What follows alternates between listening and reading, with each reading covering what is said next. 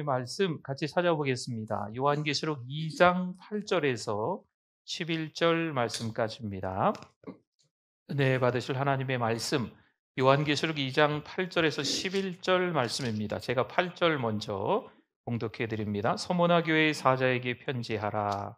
처음이며 마지막이요 죽었다가 살아나시니가 이르시되 내가 내 환난과 궁핍을 알거니와 실상은 내가 부요한 자니라. 자칭 유대인이라 하는 자들의 비방도 알거니와 실상은 유대인이 아니요 사탄의 해당이라. 너는 장차 받을 고난을 두려워하지 말라. 볼지어다 마귀가 장차 너희 가운데에서 몇 사람을 옥에 던져 시험을 받게 하리니 너희가 10일 동안 환난을 받으리라. 내가 죽도록 충성하라. 그리하면 내가 생명의 관을 내게 주리라. 귀 있는 자는 성령이 교회들에게 하시는 말씀을 들을지어다. 이기는 자는 둘째 사망의 해를 받지 아니하리라. 아멘. 우리 옆에 분들 한번 보시고 같이 우리 인사 나누시겠습니다. 잘 오셨습니다. 은혜 많이 받으세요. 네, 날씨가 참 많이 좋아졌습니다.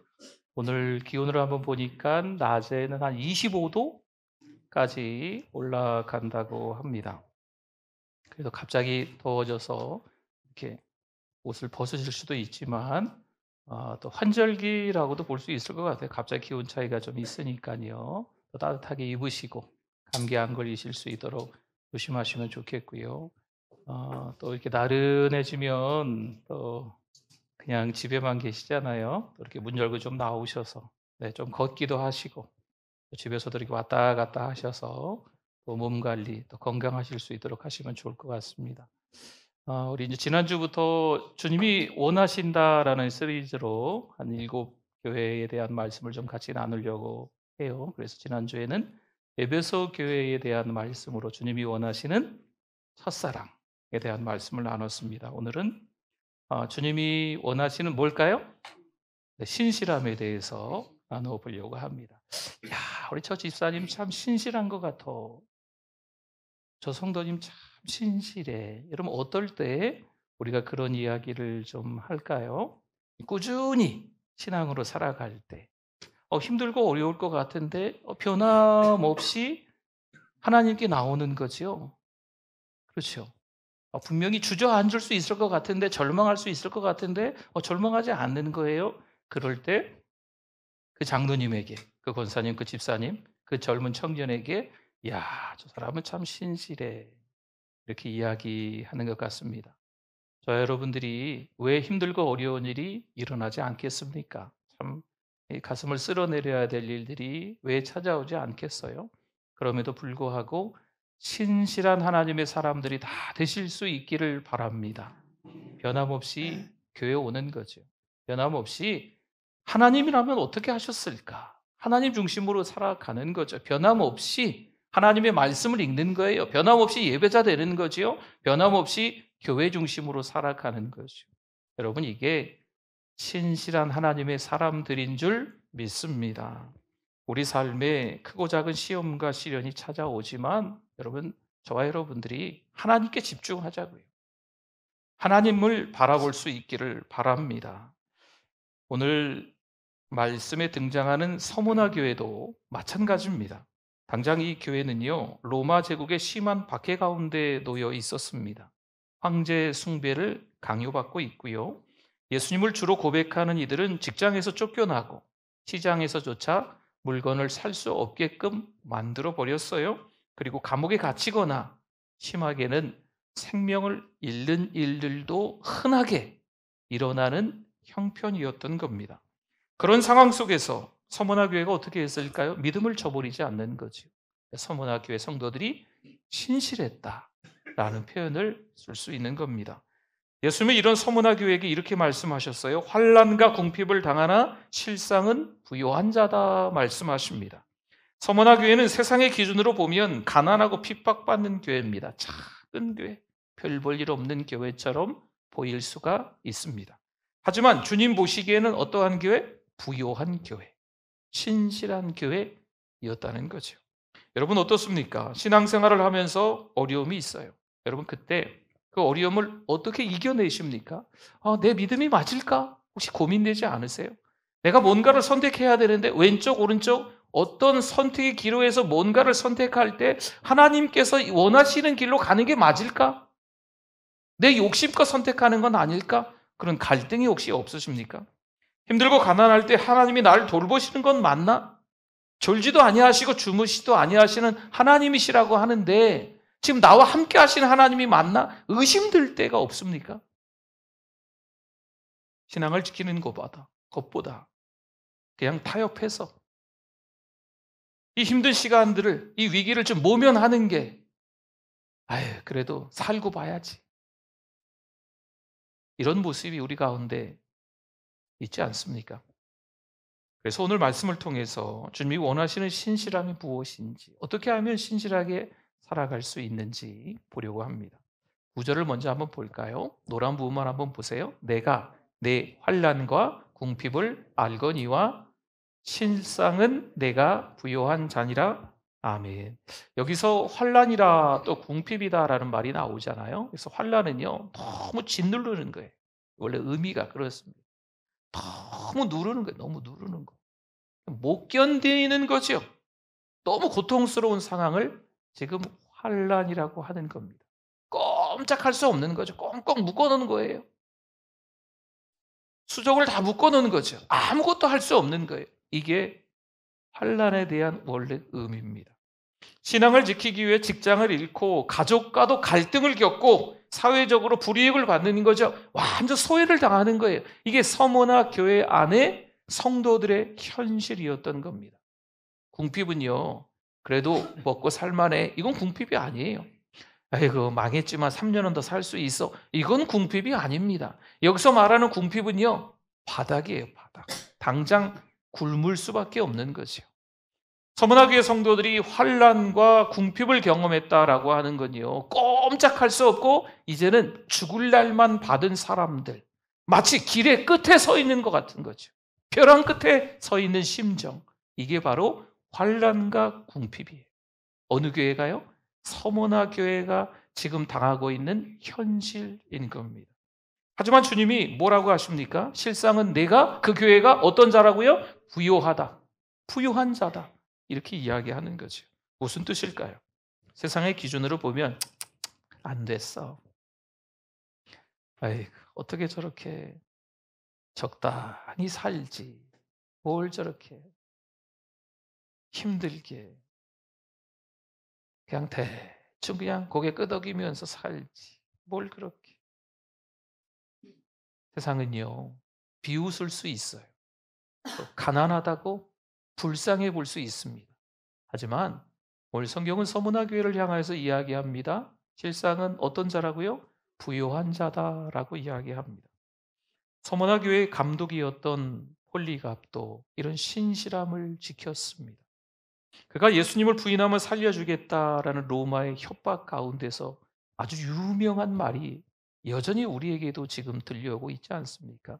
내가 지금까지 86년 동안 하나님을 믿었는데 그 예수님이 단 한 번도 나에게 실망시키지 않으셨는데 내가 이제 와서 어떻게 예수님을 안 믿겠다고 할 수 있겠냐라고 하면서 그 86세의 홀리갑 감독이 화형을 당해 순교하게 됩니다. 베드로전서 4장 12절 13절에 보면 사랑하는 자들아 너희를 연단하려고 오는 불시험을 이상한 일 당하는 것 같이 이상히 여기지 말고 오히려 너희가 그리스도의 고난에 참여하는 것으로 즐거워하라. 이는 그의 영광을 나타내실 때에 너희로 즐거워하고 기뻐하게 하려 함이라. 아멘. 물론 세상의 기준으로 보면 이 폴리갑은 패배자입니다. 그래도 살았어야 훗날을 도모하지요. 지금 죽어버리면 끝이잖아요. 그래도 살아 있어야 다음을 도모하지. 대충 타협해놓고 그냥 얼버무려놓고 다음에 하나님 앞에 회개하고 살면 되지. 여러분, 이게 세상의 가치고 세상의 방식입니다. 당연히 패배자처럼 보이죠. 하지만 하나님 나라에서는 영광의 면류관을 받은 진정한 승리자인 줄 믿습니다. 성도 여러분, 우리가 고난을 받아요. 하지만 그때 방금 말씀에도 나왔지만 그리스도의 고난에 동참하는 것입니다. 그 고난 가운데서 신실함을 지킨다면 주님은 우리를 기억하시는 줄 믿습니다. 이처럼 믿음 때문에 어려움을 겪어본 적이 있으십니까? 여러분, 신앙을 지키는 게 만만치 않아요. 타협하는 게 맞을까? 갈등하고 고민한 적 없으십니까? 세상의 기준으로 보면 터무니없이 불쌍하고 연약한 사람처럼 여겨지지요. 이러다가 인생이 끝나겠는데? 아무것도 할 수 없겠는데? 포기하는 인생이 되겠는데? 패배자처럼 보이겠는데? 실패자처럼 보이겠는데? 여러분, 이런 경험 없으십니까? 하지만 주님 안에서 부요한 줄 믿습니다. 성도 여러분, 우리도 환난과 궁핍 가운데 주님을 더욱 신뢰하고 신실한 믿음을 지켜야 될 줄 믿습니다. 환난이 왜 없겠습니까? 궁핍이 왜 찾아오지 않겠어요? 예수 믿는다는 이유만으로 가정에서, 직장에서, 이웃과의 관계 속에서, 사회 속에서 격리되고 소외되는 일들이 왜 찾아오지 않겠어요? 적당히 믿으면, 적당히 대충 이야기하면 그래 좋은 게 좋은 건데 다 좋자고 하는데 다 하늘을 믿는 거지, 이렇게 대충 얼버무리기만 하면 별일 없이 다 두루두루 잘 지낼 수 있을 텐데. 여러분, 이런 신앙의 위기가, 이런 세상의 유혹들이 우리에게 분명 찾아온다는 거죠. 10절 말씀 한번 볼까요? 너는 장차받을 고난을 두려워하지 말라. 내가 죽도록 충성하라. 그리하면 내가 생명의 관을 내게 주리라. 아멘. 예수님은 서머나 교회가 앞으로 더 큰 고난을 받을 것을 아십니다. 장차받을 고난이라고 하잖아요. 지금도 고난을 당하고 있지만, 지금도 환난이고 궁핍이지만 장차 또 고난이 찾아올 거다 말씀을 하세요. 괜찮아. 지금만 잘 참으면 더 좋아질 거야 라고 말씀하지 않으시고, 장차 고난을 또 받을 것이다 라고 말씀하시면서 하시는 말씀이 이어져요. 뭐라고 하십니까? 장차 받을 고난을 뭐 하지 말라? 두려워하지 말라. 그리고 뭐 하라? 충성하라 말씀하십니다. 여러분, 여기서 말하는 충성은요, 그래, 힘 한번 내보자. 온 힘을 모아서 한번 빡세게 주를 위해서 잠깐 한시적으로, 여러분, 이런 의미가 아니었어요. 여기서 충성하라라는 의미는 계속 충성하라는 겁니다. 신실하라는 말이에요. 끝까지 믿음을 지키라는 겁니다. 여러분, 여기서 충성하라라고 하는 것은요,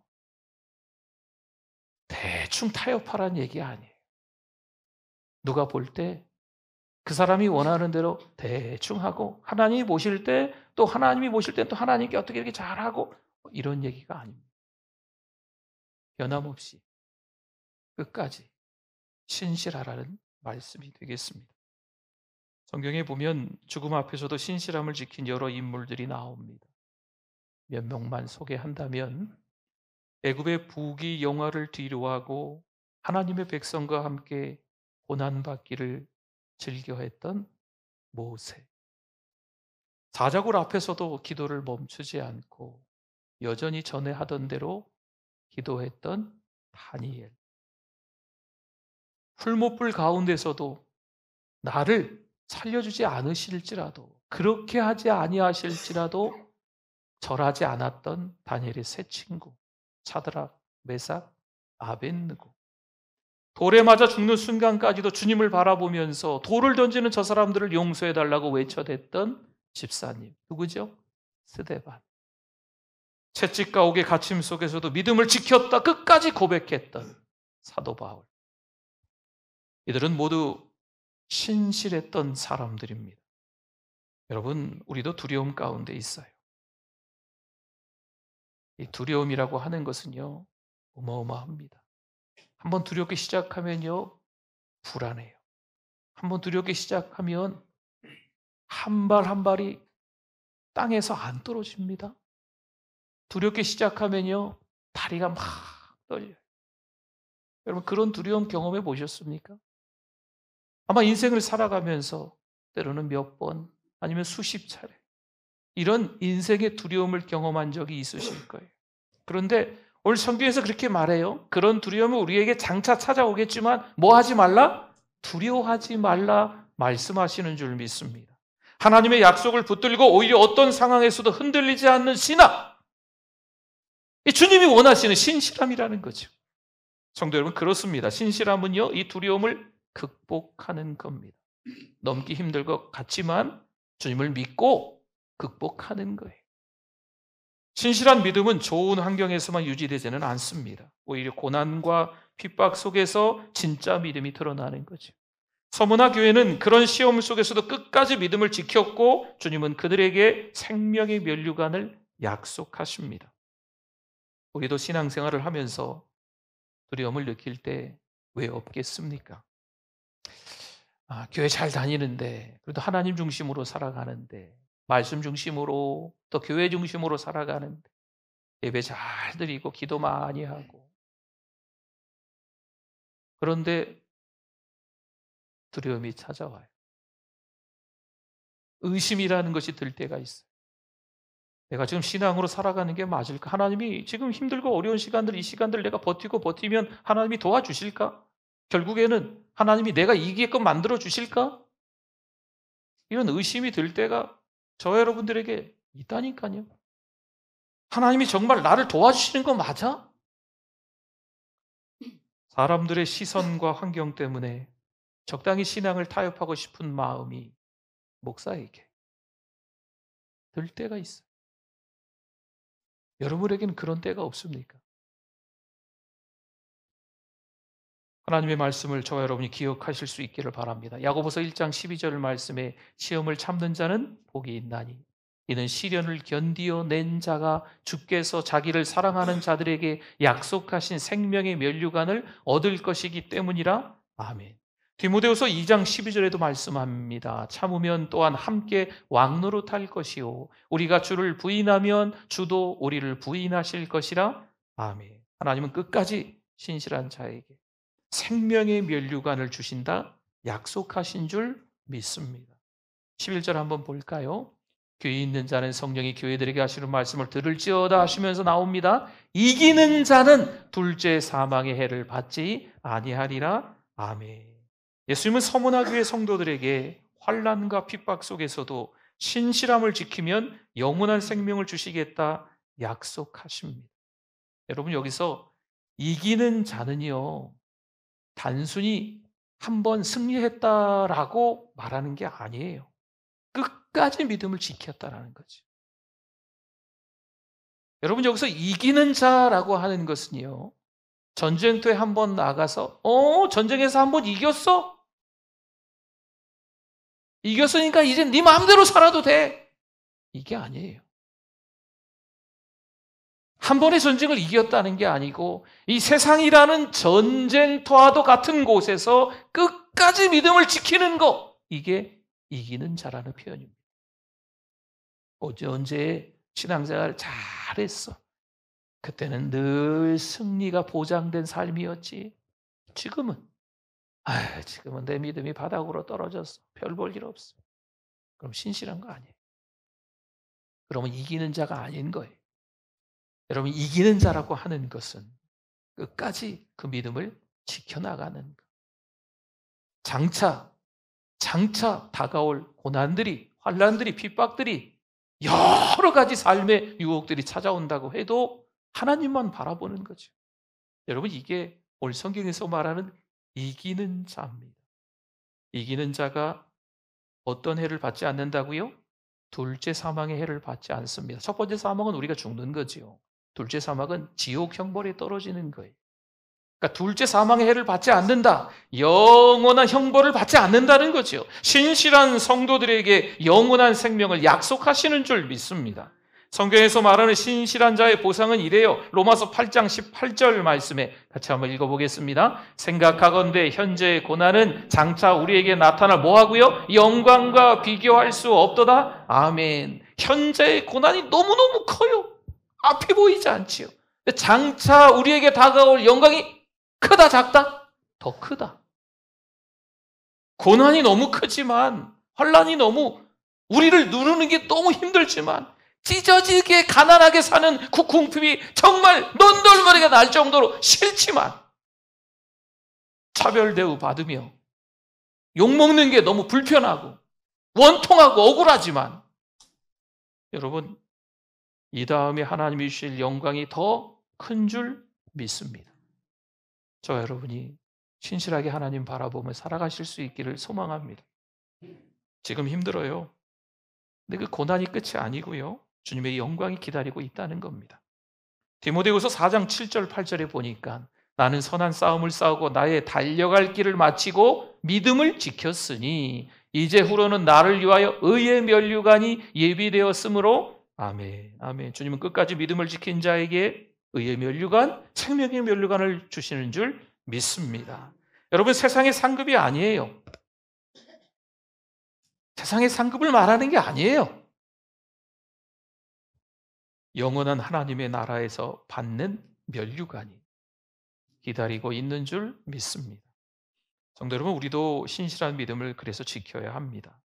믿음으로 인해 불이익을 받을 때가 있어요. 현재 당하는 고난에만 너무 집중하지 마시고 하나님께서 주실 영원한 상을 바라볼 수 있기를 바랍니다. 가끔 그렇게 표현을 좀 하는데 당장 눈앞의 현실에 제가 주보로 이 앞을 눈앞을 가려보면 주보밖에 안 보이죠. 주보 뒤에 누가 있어? 여러분들이 계시잖아요. 그렇죠? 네. 당장 제 눈앞의 현실이 깜깜하면요. 그 뒤에 하나님의 은혜가, 하나님의 역사가 안 보이는 거죠. 눈앞의 현실만 보니까. 이때 방법이 있어요. 오히려 이때 나를 내려놓는 거죠. 내려놓음, 더 내려놓음, 부족함, 더 부족함을 깨닫는 거예요. 그 방법이 한 걸음 뒤로 물러가면 지금 내 눈앞에 있는 이 주보도 그대로 있겠지만 여러분도 다 보이잖아요. 그렇죠? 우리가 한 걸음 더 물러난다고, 우리가 더 내려놓는다고, 더 부족함을 깨닫는다고 당장 눈앞의 현실이 죄송합니다. 없어지는 건 아니에요. 그러나 중요한 걸 깨닫습니다. 그 주보 너머에 여러분이 계시다는 게 보이잖아요. 그렇죠? 힘들고 어려운 일상이 우리를 억누르고 핍박을 주고 있지만 여전히 함께 하신 하나님이 보이기 시작한다니까요. 내려놓고 더 내려놓고 욕심을 부족하고 나의 부족함을 더 부족함을 깨닫는 거죠. 그러면 살아 역사하시는 하나님을 저와 여러분들이 고백할 수 있게 되는 줄 믿습니다. 올림픽 선수가 금메달을 목표로 매일 훈련하겠죠. 우리도 영원한 생명을 바라보며 신앙의 경주를 달려가야 합니다. 여러분, 고난이 올 때 포기하지 않고 끝까지 신실하게 믿음을 지키면 하나님이 영광의 면류관, 의의 면류관, 생명의 면류관을 허락해 주실 줄 믿습니다. 주님의 약속을 믿고 계십니까? 현재의 고난이 전부가 아닙니다. 신실한 자들에게는 영원한 생명이 기다리고 있습니다. 우리는 신실함을 지키고 영원한 소망을 바라보며 살아가야 될 줄 믿습니다. 성도 여러분, 오늘 우리는 신실함의 의미와 그것을 지키는 방법에 대해서 좀 생각해 봤습니다. 이제 말씀을 마무리하려고 합니다. 고난이 찾아와요. 그 고난이 너무 두렵습니다. 너무 무섭습니다. 끔찍합니다. 두 번 다시 그 고난과 마주하고 싶지 않습니다. 그런데 거기서 믿음을 지켜야 된다는 거죠. 거기서 타협하면 안 된다는 거죠. 거기서 세상과 맞서 싸웠는데 아주 처참히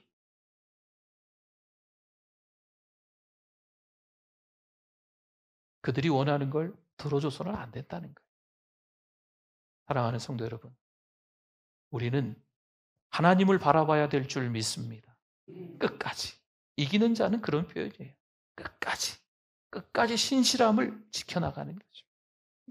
물론 우리가 겪는 어려움이 세상의 평가로는요, 손해예요.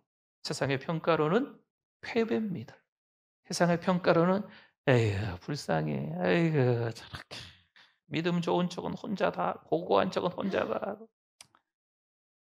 세상의 평가로는, 세상의 가치로는 그 정도로 그냥 우리가 무시당할 수 있습니다. 소외당할 수 있어요. 하지만 주님은 우리의 신실함을 보시고 영원한 생명과 영광의 면류관을 약속하십니다.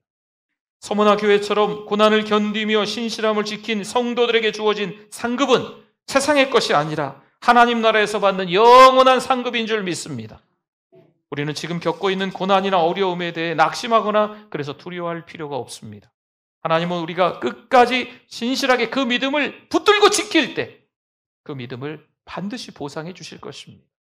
우리 삶에서 신실함을 지키는 것은 단지 고난을 겨우겨우 이겨내는 것이 아니라 그 시간들을 통해서 하나님과 교제하는 거죠. 당장 일이 생겨서 교회에 나올 수 없을 때 교회 와보세요. 그럼 그날 더 은혜가 돼요. 그날 하나님의 임재를 더 경험하게 되는 거죠. 기도할 수 없었는데 그 상황을 뚫고 그래도 기도해 보세요. 하나님께서 찾아와 주시고 하나님께서 우리에게 속삭여 주세요.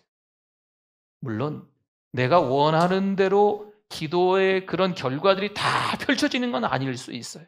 그러나 하나님과 함께 대화했다는 것, 만났다는 것, 하나님의 마음을 알아간다는 것, 하나님이 나를 통해서 무엇을 원하시는지 깨닫는다는 것, 이게 하나님과의 교제거든요. 이런 교제가 더 중요함을 깨닫는다는 거죠.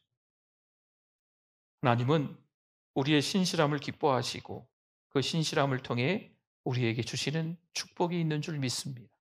로마서 8장 28절 잘 아시는 말씀인데요. 천천히 한번 같이 읽어볼까요?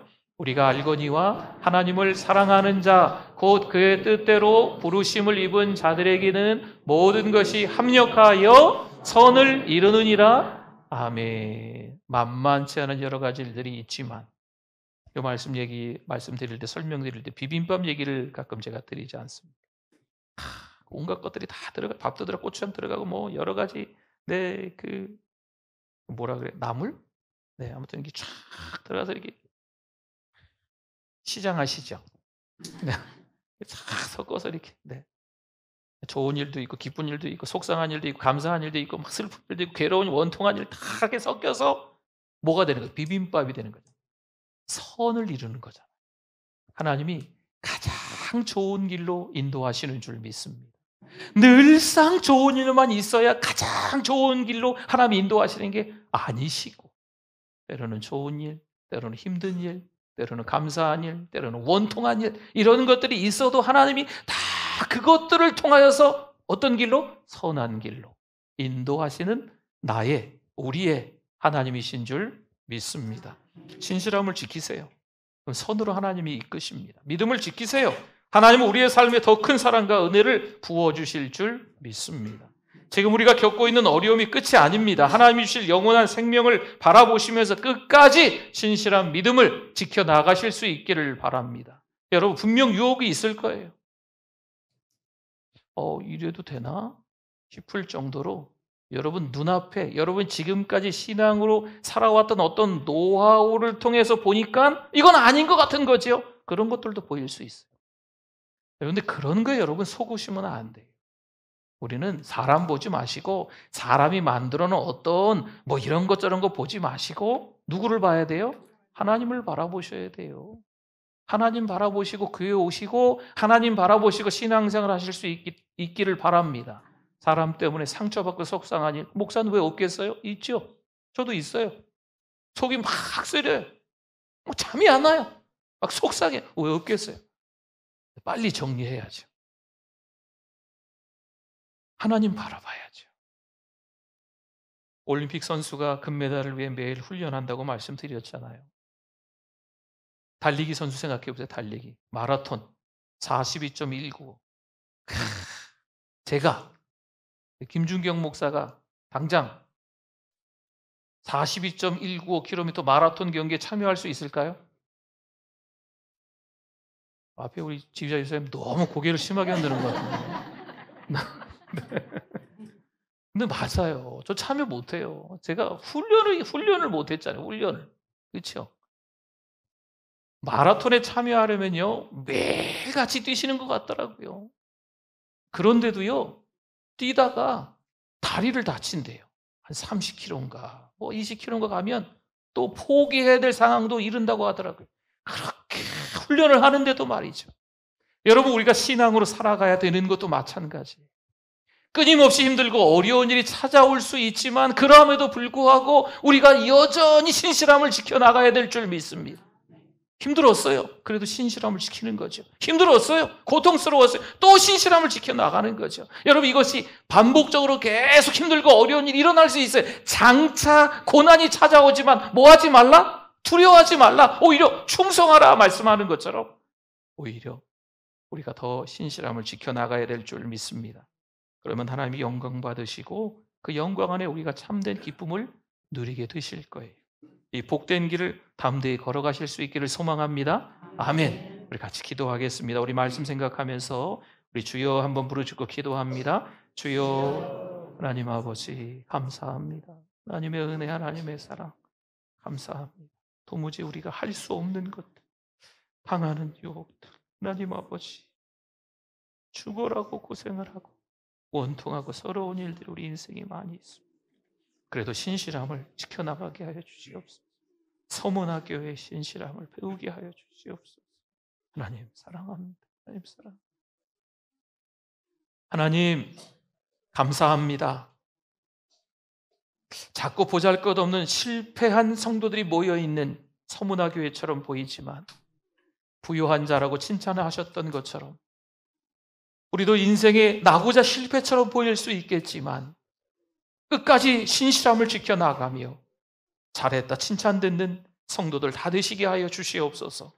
힘들고 어려운 일상이 우리에게 앞으로 더 찾아올 수 있을 수 있지만 정신 똑바로 차리고 신앙으로 승리해 나갈 수 있는, 적당히 타협하고 대충대충 신앙생활하는 척 보이는 것이 아니고 믿음을 잃지 않는 우리들 되게 하여 주시옵소서. 예수님의 이름으로 기도드립니다. 아멘.